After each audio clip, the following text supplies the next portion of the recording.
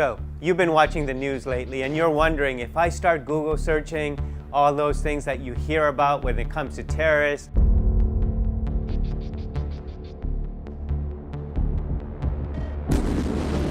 you see a beheading video, you want to learn about terrorists and how ISIS works and things like that, but then that question pops in your head. And maybe it's your last name that's making you think like this.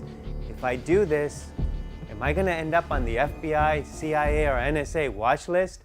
Well, here's the real deal. The folks that are working in the government to protect our security don't have time for good people like you and me, but what they do have time for is who your friends are and their reputation, because that can impact whether or not you end up on that watch list.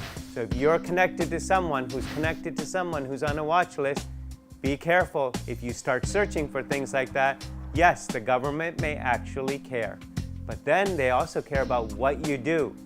Are you actually looking for a gun range to learn how to shoot and you're connected to a terrorist? You might get a phone call. So that's the reality of the situation. But you can find out if you're on a no-fly list by looking it up. You can also do what's called a FOIA request, a Freedom of Information Act request, to see if there's a file on you.